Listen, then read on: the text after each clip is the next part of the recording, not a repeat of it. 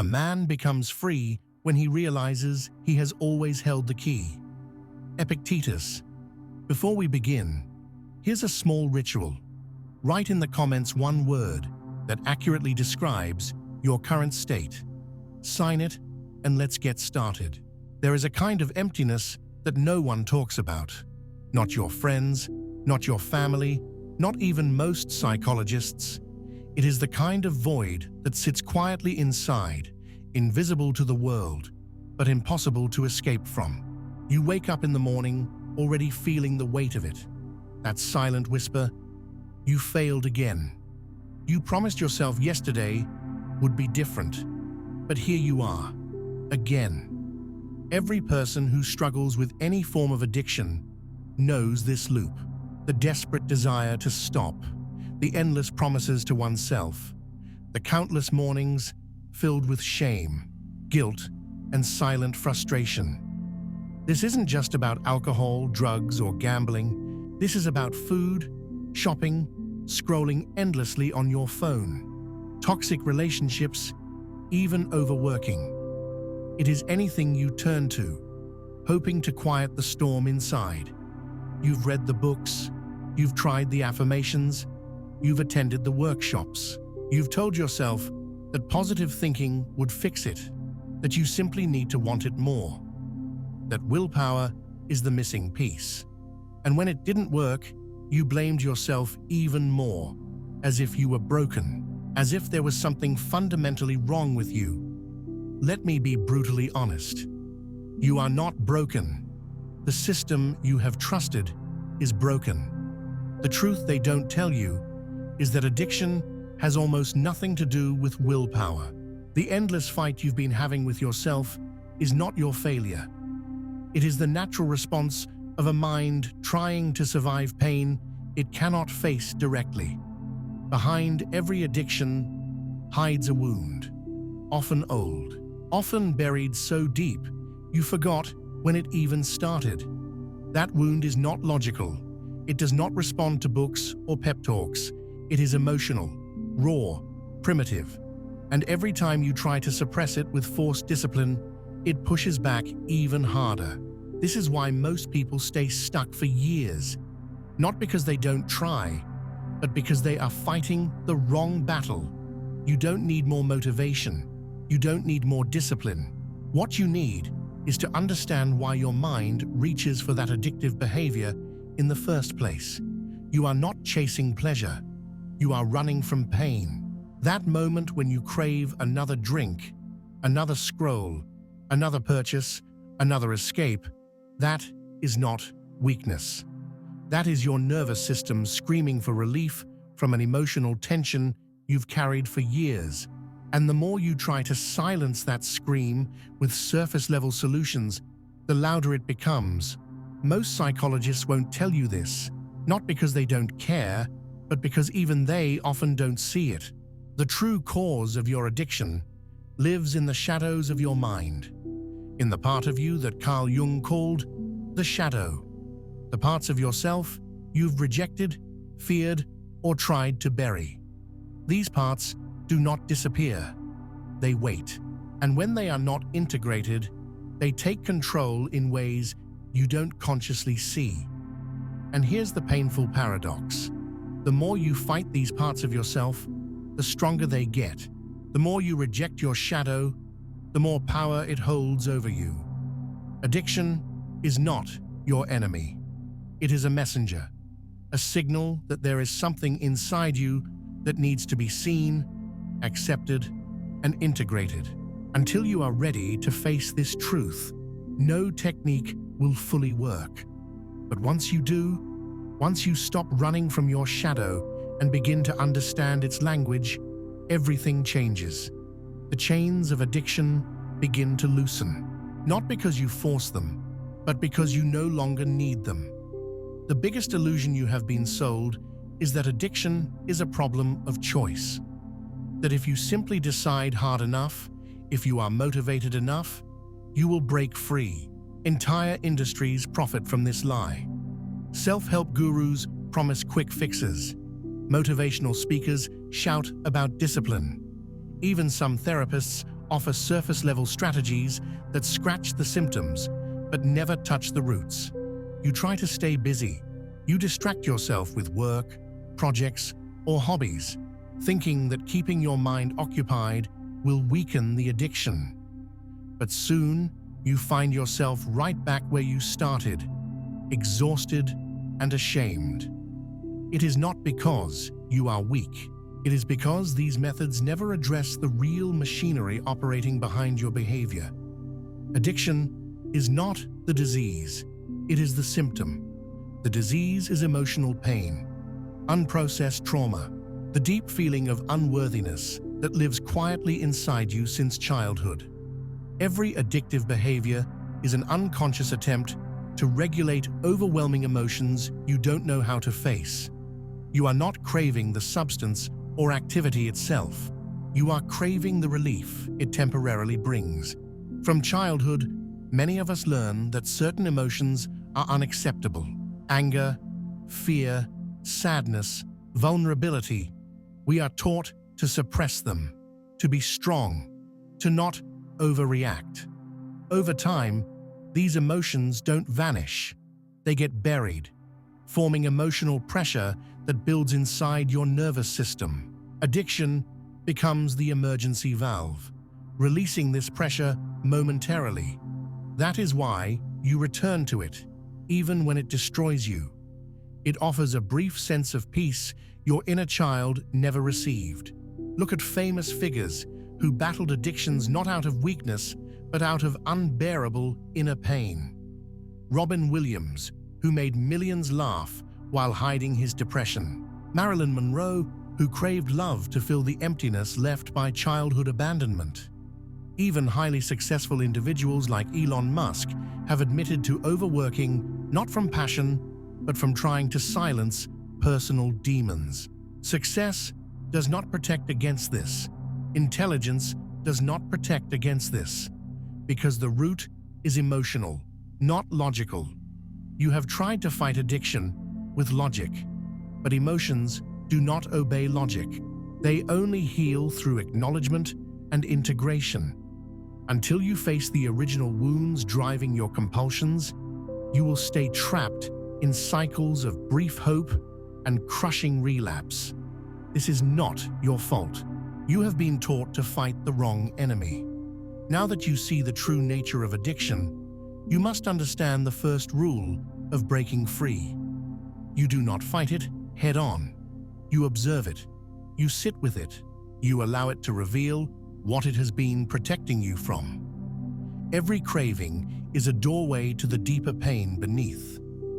Instead of trying to resist the urge, you pause and ask yourself one powerful question. What am I unwilling to feel right now? In that moment, you turn the addiction into a teacher. You begin to shift from fighting to listening. The addiction is not attacking you. It has been defending you from emotions you believed were too dangerous to face. The craving is the language your suppressed pain uses to demand your attention. Carl Jung called this confrontation with the hidden self shadow work. The shadow is made up of all the parts of you that you have rejected, denied, or disowned. Shame, rage, guilt, sadness, fear, they live there. The more you deny them, the more control they exert over your behavior. Addiction thrives in this repression. By bringing these parts into conscious awareness, you strip the addiction of its power. You no longer need the drug, the drink, the scroll, or the purchase, because you finally face what you've been running from. The pain doesn't destroy you as you feared. It transforms you. Let me give you a practical tool you can start using immediately. The container exercise. When a craving rises, do not react. Instead, close your eyes and imagine building a strong, safe container inside your body. Allow the emotion driving the craving to rise fully, but hold it inside that container. You are not suppressing it. You are giving it space to exist without overwhelming you. Breathe deeply. Stay with it for several minutes. Watch the craving rise and fall like a wave. What you are doing is training your nervous system to tolerate discomfort without needing the addictive escape. The more you practice, the weaker the craving becomes, not because you suppress it, but because you integrate the emotion beneath it. This process is not about quick victories. It is about changing your relationship with your own pain. The addiction is not your enemy. It has been your misunderstood protector. As you learn to face the emotions it covers, the addiction gradually loses its purpose. Healing is not in resistance, but in radical acceptance of your full emotional experience. The parts of you that you believed would destroy you if felt are, in truth, the doorway to your freedom. Beyond the emotional layer lies another powerful force that keeps addiction alive: your nervous system. The body remembers everything the mind tries to forget. Long before your conscious mind creates stories or explanations, your body reacts to perceived threats, discomfort, or emotional pain. This is why you can logically understand your addiction, but still feel powerless in front of it. Your body carries unprocessed survival responses that were never completed. When you experience trauma or overwhelming emotions, your nervous system may freeze, dissociate, or seek relief through compulsive behaviors. Addiction becomes the body's desperate attempt to regulate these trapped energies. To break this pattern, you must bring your body into the healing process. Cognitive understanding is not enough. The trauma that fuels addiction often lives in the muscles, breath, posture, and gut. Techniques like breathwork, grounding exercises, and somatic experiencing directly engage the nervous system to release these stuck survival energies. For example, conscious breathing. Slow inhales through the nose, long exhales through the mouth, signals safety to your brain. Over time, this retrains your system to tolerate emotional discomfort without activating the addictive loop. Russell Brand, who battled multiple addictions, often speaks about this deeper layer. He emphasizes that true recovery requires spiritual, emotional, and physical integration. He did not simply stop using substances. He changed how he relates to his own inner experiences. The compulsions lost their grip as he learned to sit with discomfort, reconnect with his body, and stop running from his internal pain. Another practical tool is the two-part dialogue. When a craving emerges, imagine two voices inside you. One is the part that wants the addictive behavior. The other is the part that desires healing. Instead of suppressing the craving, allow these two parts to have a conversation.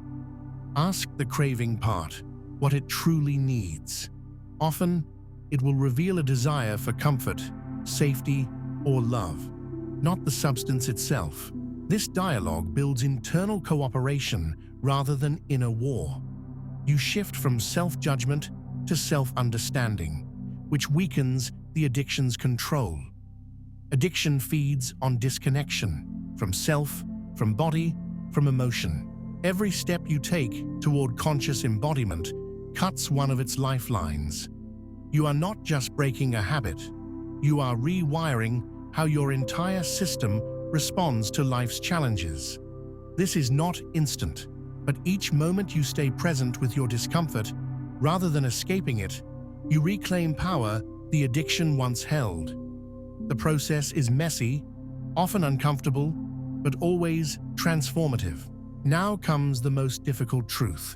You cannot fully eliminate addiction by focusing on the addiction itself.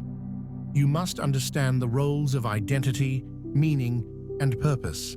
Every addictive behavior is not just a coping mechanism, but also a substitute for unmet needs in your life.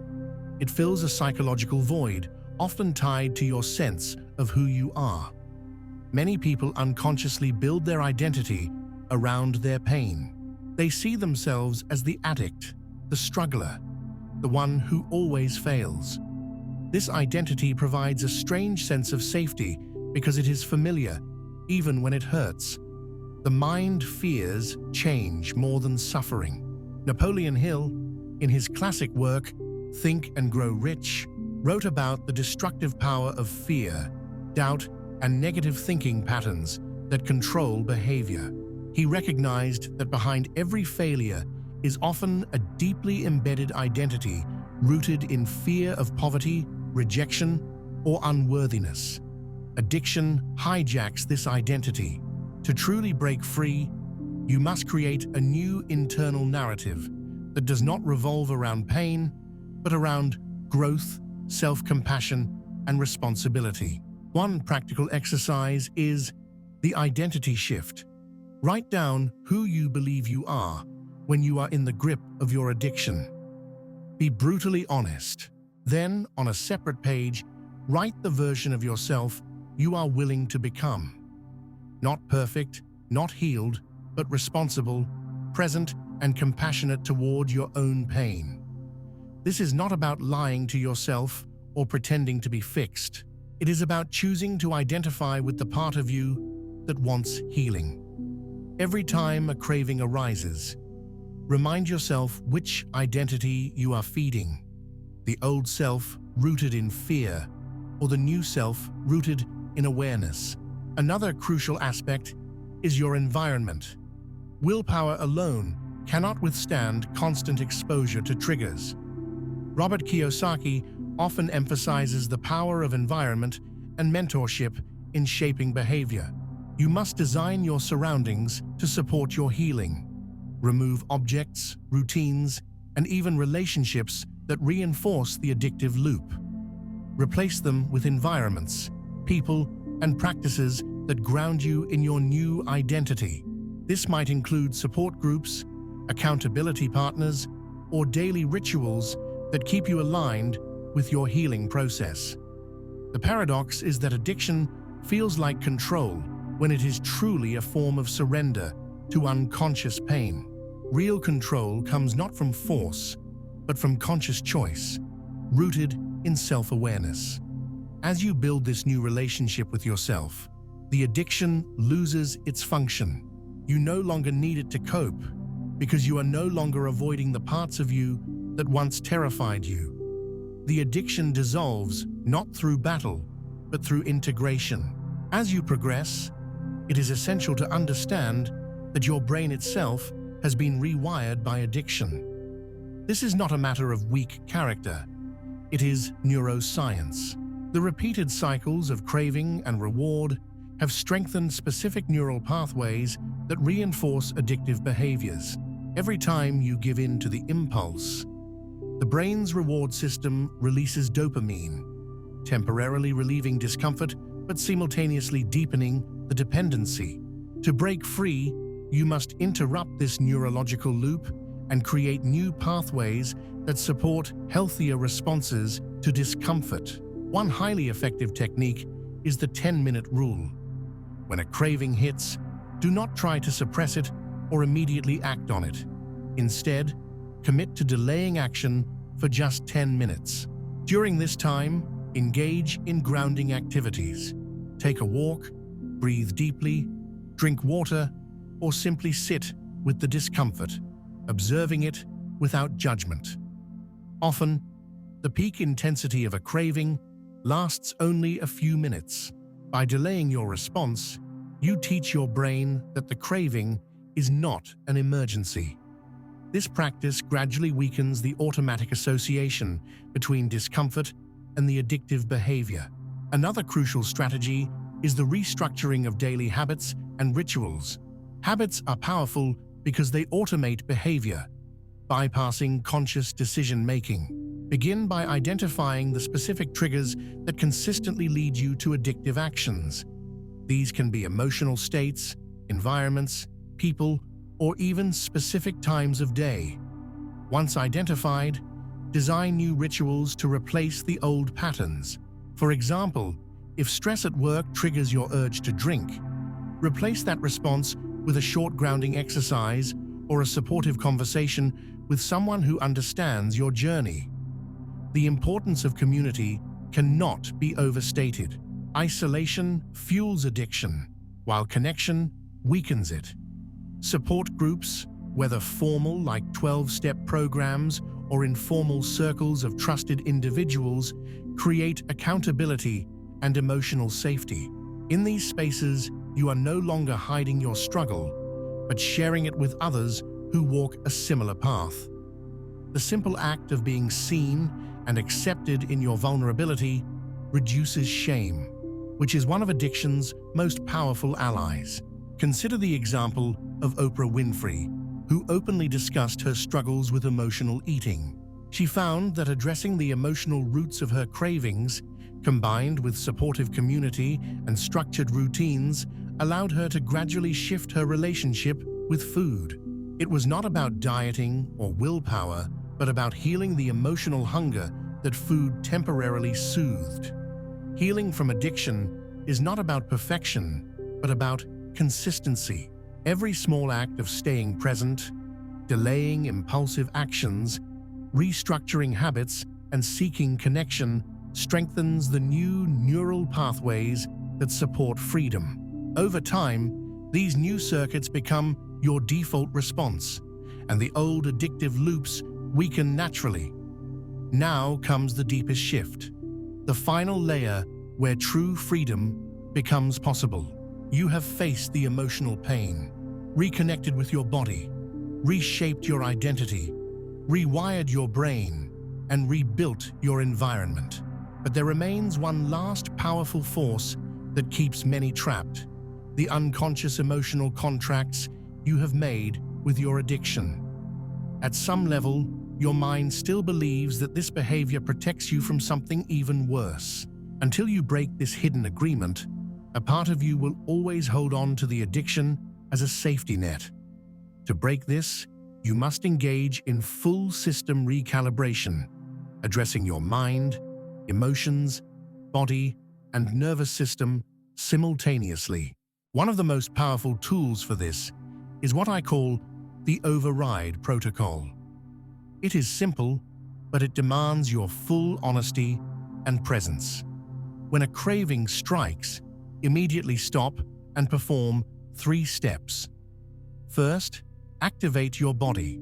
Do intense, short physical movement, 30 seconds of rapid jumping, fast push-ups, or quick squats. This sudden physical activation interrupts the nervous system's habitual loop, releasing built-up survival energy and calming the limbic brain that fuels the craving. Second, immediately after movement, enter stillness. Sit or lie down, close your eyes, and begin slow, controlled breathing. Inhale through your nose for 4 seconds. Exhale through your mouth for 8 seconds. Do this for at least 3 minutes. This balances your nervous system, shifting it from fight or flight into rest and digest, where cravings lose intensity. Third, speak directly to your unconscious mind by saying aloud, "I release the illusion that this behavior protects me. My safety comes from within." Repeat this phrase several times with full presence. Your words reprogram the emotional contract behind the addiction. You are teaching your mind that safety no longer depends on the substance or behavior, but on your own conscious presence. This combination of physical activation, nervous system regulation, and cognitive reprogramming creates a full-spectrum intervention that dismantles the addiction at every level simultaneously. Countless people, including high performers and celebrities, have unknowingly used variations of this process to break free. Tony Robbins often speaks about changing state through physical movement first, then addressing mental patterns. Neuroscientists confirm that combining somatic activation with conscious reprogramming dramatically accelerates neural rewiring.